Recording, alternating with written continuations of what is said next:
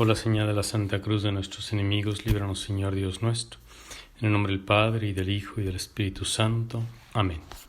Señor mío y Dios mío, creo firmemente que estás aquí, que me ves, que me oyes. Te adoro con profunda reverencia. Te pido perdón de mis pecados y gracia para hacer con fruto este rato de oración.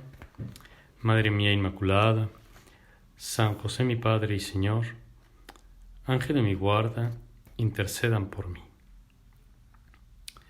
Bien es cierto que a lo largo del año litúrgico, en la misa, en muchas ocasiones se escucha como lectura primera en los días de entre semana y también los domingos, se escuchan textos del Antiguo Testamento, de las escrituras judías. Eso es verdad, pero también es verdad que nosotros no leemos esas mismas escrituras como las leían los judíos. Nosotros no leemos el Antiguo Testamento desde un punto de vista meramente judío o mosaico de Moisés, sino que leemos la escritura desde otra perspectiva.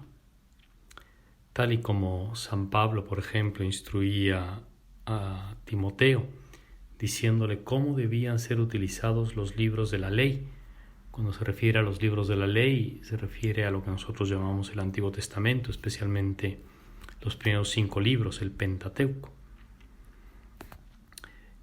El mismo San Pablo pone ejemplos de cómo hemos de interpretar las cosas, como cuando habla de la roca o de la nube en el libro del Éxodo, y que guiaban al pueblo israelita.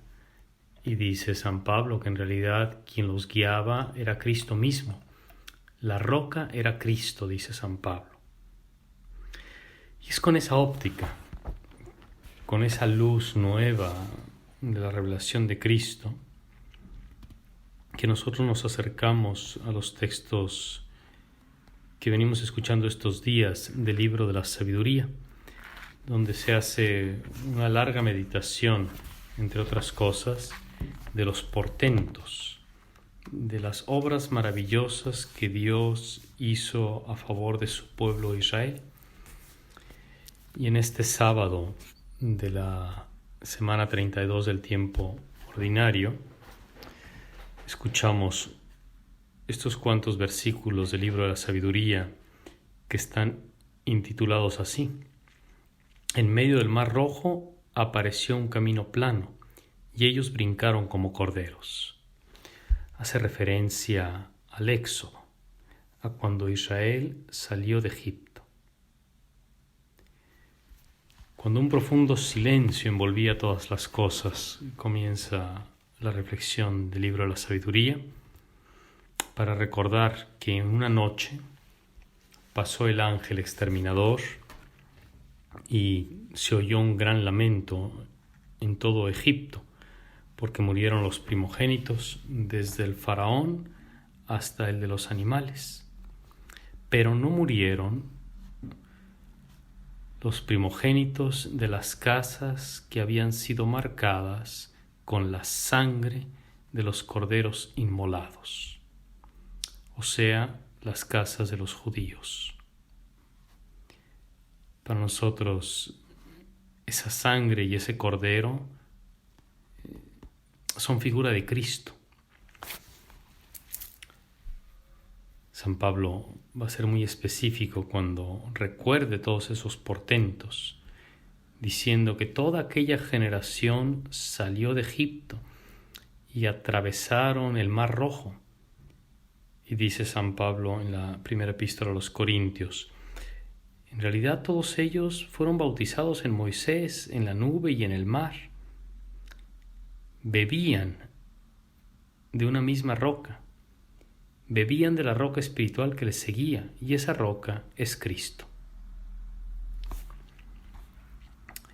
Se habla pues enseguida en el libro de la sabiduría de que Moisés, con el poder de Dios, habiendo extendido su cayado, hizo que la naturaleza obedeciera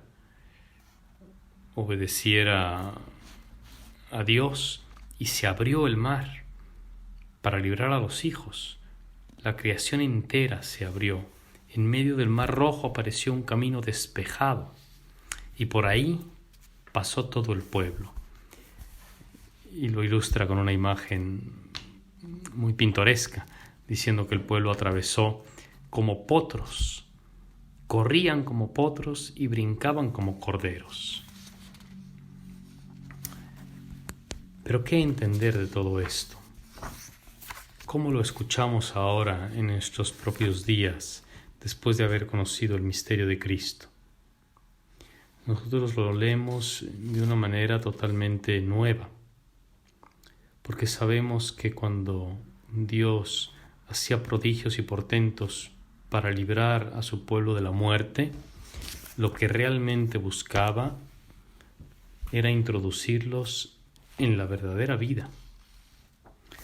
No solamente librarlos de una muerte física, sino librarlos de la muerte que es el pecado.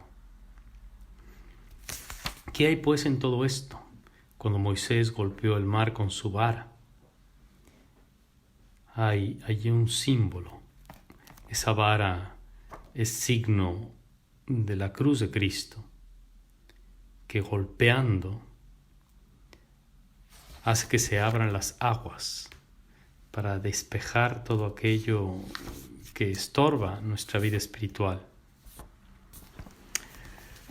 Nosotros hemos de entender así estas cosas. Las aguas se recogen para que tú y yo podamos pasar. Y uno de los comentaristas de este texto, que es un autor antiguo llamado Orígenes, dice así: comprende la bondad de Dios Creador. Si obedeces a su voluntad, si sigues su ley, Él obliga a los elementos a servirte, aunque sea contra su propia naturaleza. ¿Has oído que los antiguos han transmitido que al retirarse las aguas se produjeron divisiones de agua? Bueno, pues eso que has oído en la antigüedad se refiere más bien a que el agua ha sido utilizada para regenerarte, para lavarte, como nos lavaron a ti y a mí el día de nuestro bautismo. Y luego prosigue este mismo comentarista sobre los detalles que aparecen en el relato, que el libro de la sabiduría de hoy nos dice así: donde antes había agua, surgió la tierra, en el mar rojo apareció un camino despejado, y en las olas impetuosas una verde llanura, y pasó el pueblo en medio. ¿Qué se nos enseña con ello?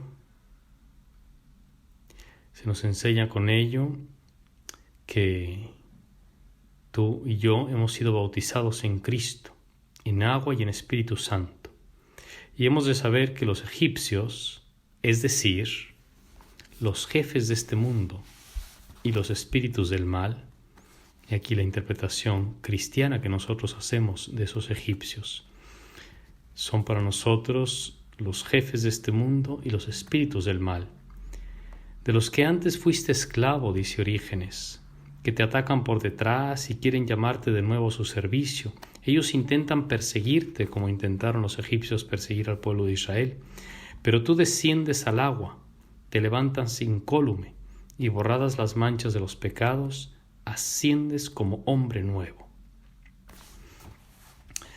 Toda esta interpretación alegórica que hace Orígenes es para nuestra edificación, para que entendamos que en aquel momento Dios ayudó al pueblo de Israel a salir de Egipto, pero ese poder de Dios no se ha terminado, que Dios sigue ayudándonos.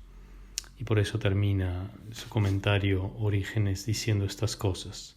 Si tú abandonas las tinieblas de la ignorancia, si golpeando fuertemente las aguas con la vara de Moisés, esto es, con la palabra de Dios, se te abrirá un camino en medio de los adversarios. Entonces cederán las tentaciones, cederán los enemigos, y ahogarás en las aguas de la gracia a todas las tentaciones y a todos los adversarios. Así de este modo nosotros podemos ver hoy a los egipcios muertos y yaciendo en el polvo. Es decir, vemos destruidos a los enemigos de la fe, a Satanás, a quienes nos tientan, y saldremos victoriosos por Jesucristo Señor nuestro. Te doy gracias, Dios mío, por los buenos propósitos, afectos e inspiraciones que me has comunicado en este rato de oración. Te pido ayuda para ponerlos por obra. Madre mía Inmaculada, San José mi Padre y Señor, Ángel de mi guarda, intercedan por mí.